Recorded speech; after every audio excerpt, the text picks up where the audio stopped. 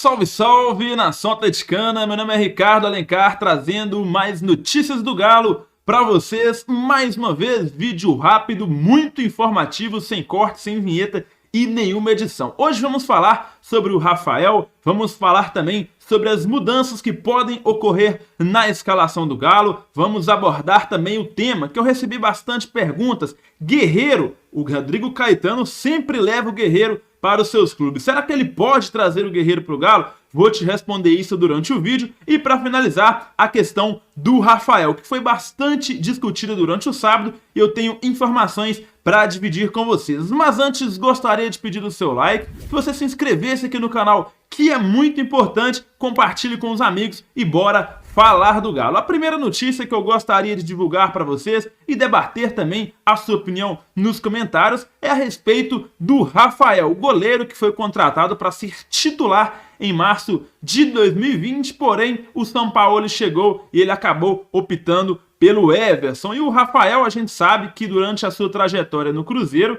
ele sempre sofreu com isso, sempre foi a sombra do Fábio, que também é um excelente goleiro, hoje caminha para o final de carreira, mas sempre que o Fábio esteve no Cruzeiro, Rafael foi o seu reserva. E ele justamente troca o Cruzeiro pelo Atlético, porque era um pedido, né, ali da diretoria, da comissão técnica que vinha avaliando a possibilidade da contratação de mais um goleiro. Lembrando que naquela ocasião o Vitor sofria bastante com a questão física, algumas lesões que ainda não estão 100% curadas do nosso ídolo São Vitor, e o Rafael chegou, assumiu rapidamente a titularidade, mostrou que poderia fazer a história no Galo, porém São Paulo chegou e, como característica dele, gosta bastante de um goleiro que tem uma saída com os pés com mais qualidade, que tem lançamentos longos com mais qualidade. E foi divulgado aí uma notícia que na verdade é fake nesse sábado, que a diretoria, na verdade os agentes, né, do Rafael teriam chamado a diretoria do Atlético para uma reunião onde seria discutido a rescisão do contrato do Rafael. O primeiro ponto que eu gostaria de tocar para você é que essa notícia, que foi intitulada da Fox Sports,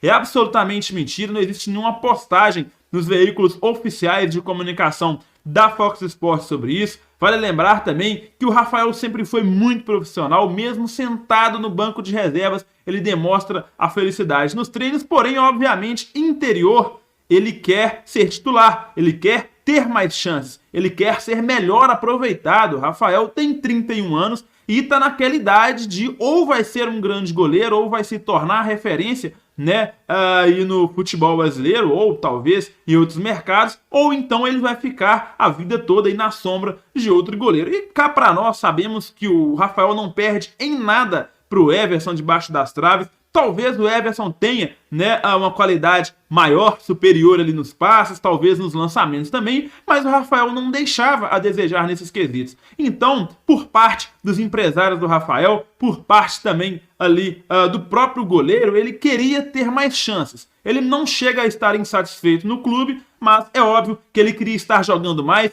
queria estar sendo melhor aproveitado. Então vamos torcer para que, já que em 2021 o Atlético vai voltar para a Libertadores, vai ter Copa do Brasil, vai ter Brasileiro, vai ter o Campeonato Mineiro, o Rafael venha fazer uma espécie de revezamento, não é verdade, ali com o Everson, e tem mais chances, porque sabemos que ele é um grande goleiro. Bora passar para a próxima notícia e falar agora da escalação do Atlético. Tem notícia para você na tela, para você acompanhar comigo. Estou aqui na página do meu patrocinador oficial, que é o OneFootball. E você, além de ficar por dentro dessa notícia exclusiva aí do OneFootball, você também tem diversas matérias do Atlético. Beleza? Vou dar uma navegada com você rapidamente para você acompanhar. Tudo isso que você está vendo cabe dentro do seu celular. Notícias relacionadas ao Rodrigo Caetano, notícias do BMG, notícias aqui sobre a provável escalação do Atlético. Temos também notícias sobre a partida contra o Red Bull Bragantino, a Copa do Brasil Sub-17, ou seja, tem várias notícias interessantes para você. Clique no primeiro link da descrição, faça o seu download gratuitamente para Android e também iOS. Com Jair de volta e Zaratio de desfalque, Atlético pode apresentar mudanças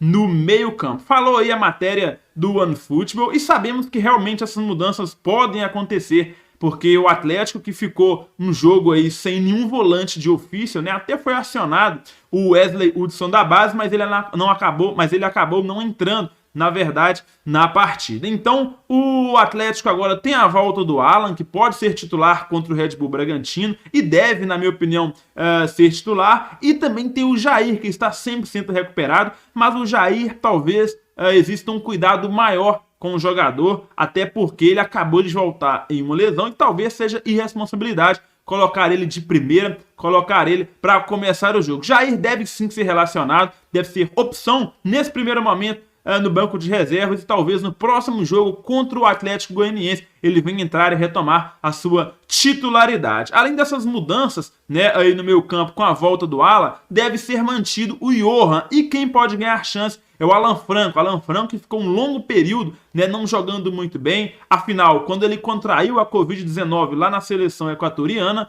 todos nós percebemos que ele estava bem abaixo do que ele apresentou no início da sua trajetória aqui no Atlético. E agora ele está muito próximo de estar 100% recuperado de todos os efeitos negativos do coronavírus e pode ser uma opção muito importante para o Atlético. É um jogador que precisa evoluir ainda mais, é jovem, precisa se adaptar melhor ao futebol brasileiro, mas a gente deposita muita esperança no Alan Franco. Então o meio do Atlético deve ser formado exatamente pelo Alan, pelo Johan, pelo Alan Franco. A zaga, você já sabe, é o Hever e o Júnior Alonso. Na lateral direita tem o Guga, na esquerda o Guilherme Arana. Lá na frente, o nosso trio de ataque, Keno, Vargas e também o Savarino. Gostaria de saber a sua opinião a respeito dessa escalação, se é esse mesmo time que você mandaria a campo na segunda-feira, 8 horas da noite, contra o Red Bull Bragantino. Próxima notícia, já vai deixando aquele like, porque vamos falar agora sobre a possibilidade do Guerreiro ser reforço do Atlético. Não existe uma especulação, uma matéria e uma notícia a respeito disso,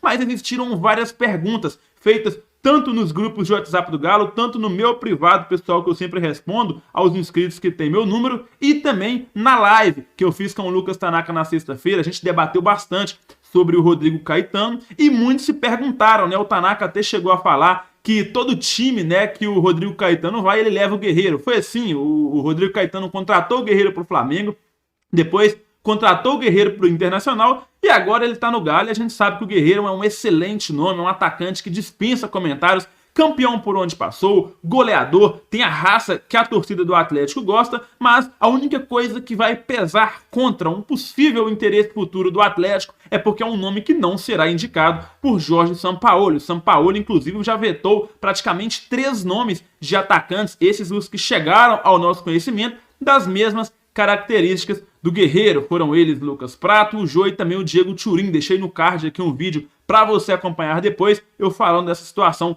completamente. Então, como o Guerreiro se encaixa nessas características de um 9 mais fixo, mesmo que ele se movimente em alguns jogos, mas ele é mais finalizador, ele não é um cara que pode cair pela esquerda, pode cair pela direita e pode cair pelo meio. Então, absolutamente por causa da característica do jogador, é improvável que o Rodrigo Caetano indique esse nome para o Sampaoli e o Sampaoli deu aval. Mas a gente sabe, né, que o futebol é uma caixinha de surpresas. Como você está vendo aí, o Guerreiro está com 37 anos, ele é avaliado em 1.500.000 euros, tem contrato até o final de 2021, a partir de junho ele já pode assinar um pré-contrato com qualquer clube. Nesse momento não há nada, não existe possibilidade nenhuma devido às últimas escolhas do Sampaoli para o ataque do Atlético. Ele prefere um jogador com mais velocidade, um jogador que pode cair pela direita, pela esquerda, pelo meio. Então a gente descarta nesse momento uma possível vinda do Guerreiro exatamente por esses fatores. Mas talvez Sampaoli possa ser convencido que precisa ter no elenco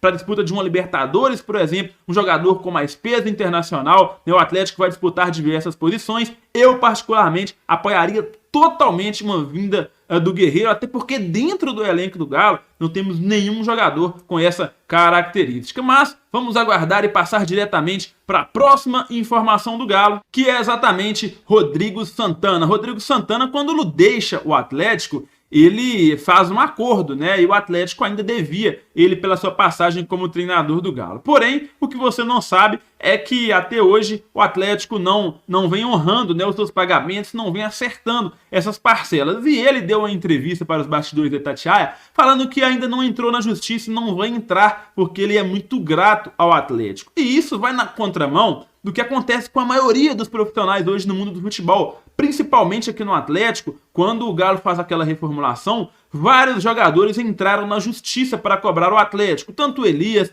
Michael Bolt, Ricardo Oliveira, próprio Patrick entrou na justiça para cobrar do Atlético. E o Rodrigo Santana dá um grande exemplo, entende o momento financeiro vivido pelo clube, entende que o Atlético passa por uma pandemia sem público nos estádios, sem receitas de bilheteria, e deu um grande exemplo falando que por ele ser grato a tudo que o clube fez para ele, ele vai aguardar, não vai entrar na justiça. Então, parabéns aí pro Rodrigo Santana, que mostrou que ainda existe pessoas com caráter no futebol. Não que quem entre na justiça não tem caráter, mas a gente sabe que muitas das cobranças, né, dos jogadores, os valores que chegam às cobranças beiram o absurdo. Ao contrário do Patrick, que pediu muito pouco, só o que o Atlético devia, agora vários outros jogadores pedem um valor lá nas alturas, né? Mas é um exemplo aí do Rodrigo Santana. Eu achei sensacional a postura do ex-treinador do Atlético. Chegou ao fim o vídeo de hoje. As notícias da Manhã do Galo eram essas. Gostaria que você deixasse